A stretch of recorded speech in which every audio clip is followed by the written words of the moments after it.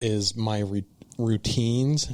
Sure. I never used to have like very many routines or you didn't whatever. discipline yourself that much, yeah. But since this surgery and well after, maybe when I was on the Dakota Meyer podcast, and like I just realized, like, if someone like Dakota cannot make any excuses and accept the outcomes of that day, and I just realized that, like, I had nothing to complain about. Yeah, that's awesome.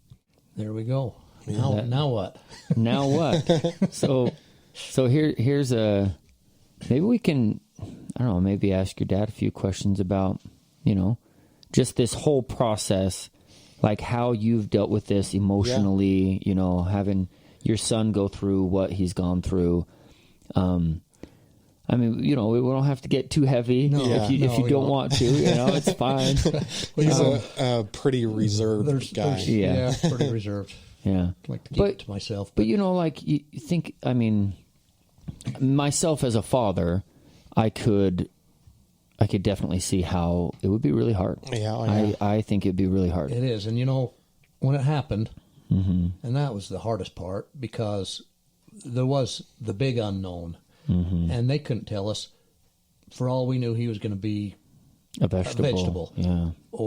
And they asked us at one point about institutionalizing Shane, because even a month after it happened, they still couldn't tell us if he could walk or talk again. Yeah. And he couldn't talk. He would, and I've asked him about that. I said, because he would mumble things. That was the most frustrating. And you could tell he was frustrated because I knew what I wanted to say, but I just couldn't get it out. And I'd sit there and talk to him, and I had not a clue what he was saying, and I could see the frustration in his his face, And so we didn't know. Maybe that was going to be as good as it got. Yeah. And that's the hardest part. Yeah. But that's the most scary thing about brain injury. It's just the unknown. The unknown. Well, and they can't really tell you anything because every brain injury is so different, as we've even seen on people that have been on the podcast. Because they're all different, they can't really tell you anything. They're just like, well, it might be that he's, comes out of this great. It might be that he's never going to speak again, or he's never going to walk again, or whatever. I remember the one doctor that used to come around every morning and check on him when he was in the ICU. And he asked me one time, and it's probably 2 or 3 weeks in, he said, "So is Shane left-handed?" And I said, "No." And he said, "Well, he is now." Wow. Basically. Yeah. Basically, he knew that there was going to be... Yeah, there's no way his right hand's going to be able to... And we've still never said there's no way that's not going to become better, because I would it be is improving. left-handed for sure. Hey, I've been able to get his hand into a boxing glove, and we've been able to punch a bag a little bit. See, he's got more movement than that doctor ever expected. Yeah, sure. But they don't know. Well, and so they don't want to say. Those doctors obviously are just telling you what could be the worst case scenario, and they see it a lot. Yeah. And so they know what the scenarios are. Yeah. Right. Well, and I feel like, too, they don't want to get your hopes up if it doesn't turn out awesome. Then again, like, it's so apparent that mindset has so much to do with any healing. Anything people go through in life, like, your mindset plays a big part. It totally does. Yep. I don't think I would have been able to overcome half the things I've been able to overcome without changing my mindset. Totally, like, stayed as a victim, which there's a large population that stay as a victim. And isn't that what we were talking about earlier? Yeah.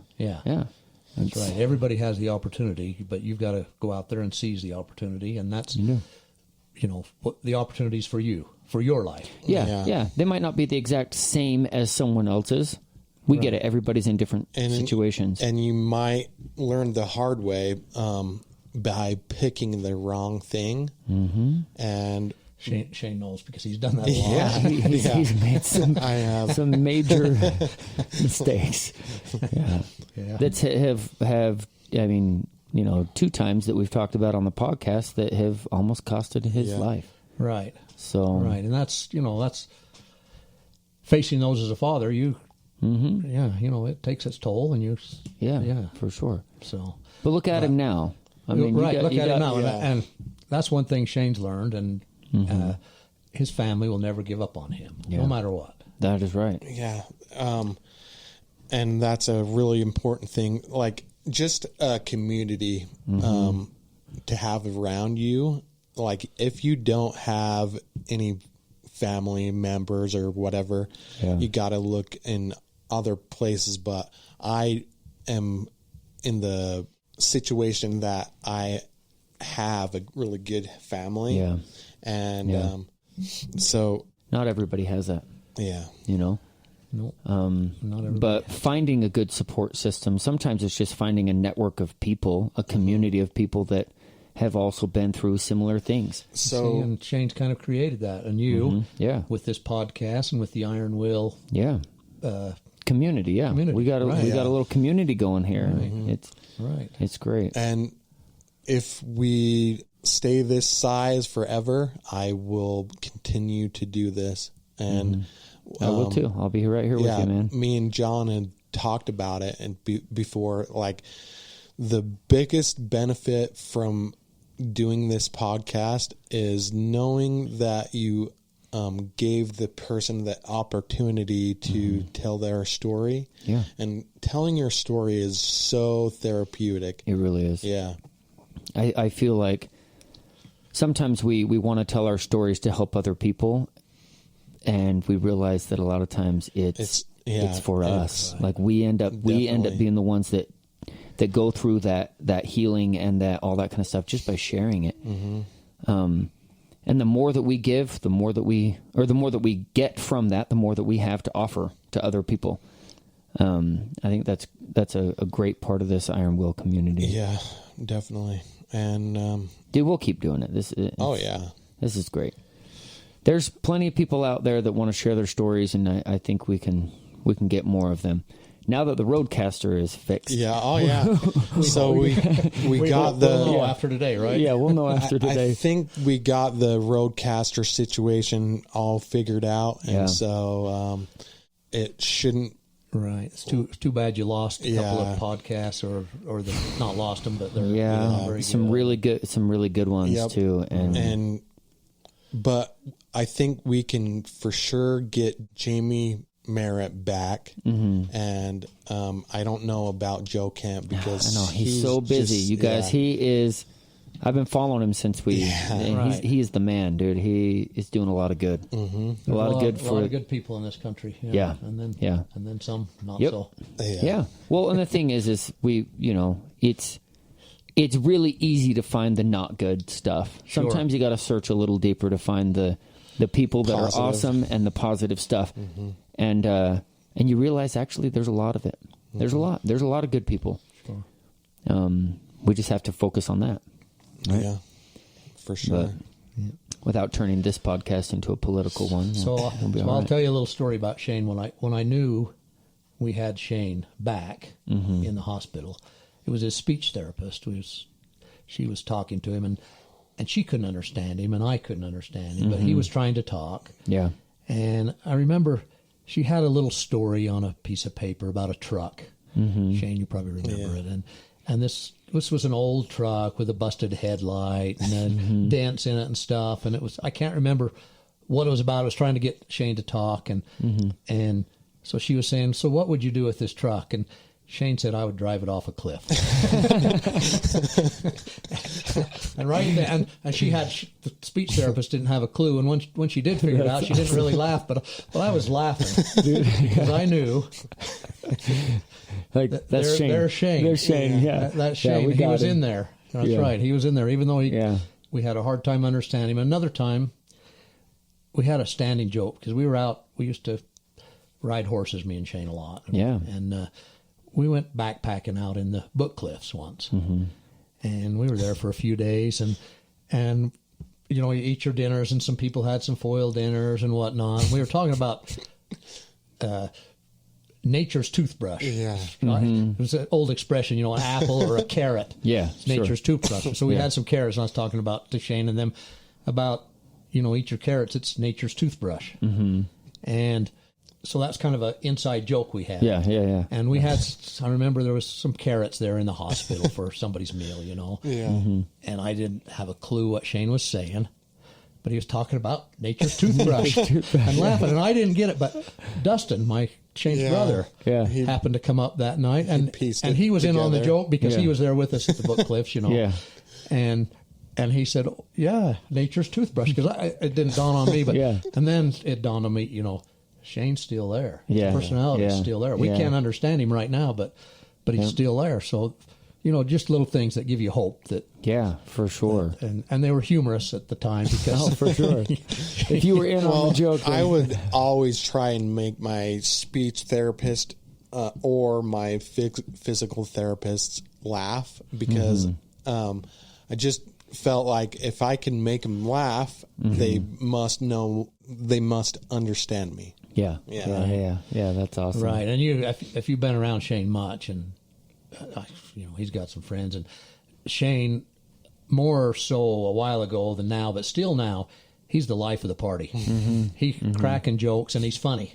Yeah, and he comes up with some things that just make me laugh hard. Yeah, that's awesome. So when he's cracking jokes there in the hospital, and even though we couldn't get the jokes because we didn't know what he was saying, but you knew that he was he was telling you. We knew he was back when we figured out what he was saying. Yeah, Shane's back. That's cool. Him. So that's I'm sure some of the therapists were probably like, what the heck is he talking about? He wants to brush his teeth with a carrot?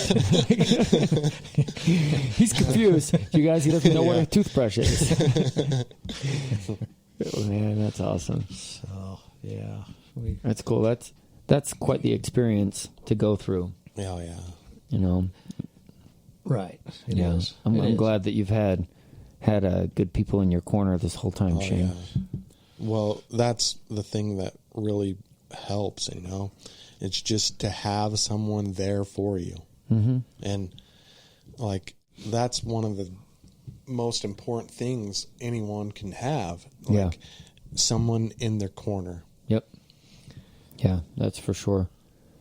What we should do is we should have publicly, say it right now, or ask if anybody out there that you know of, or yourself, if you're listening to our podcast, or anybody that you know of that would like to share their story. It doesn't have to be as hard as some of the stories you've heard. Yeah.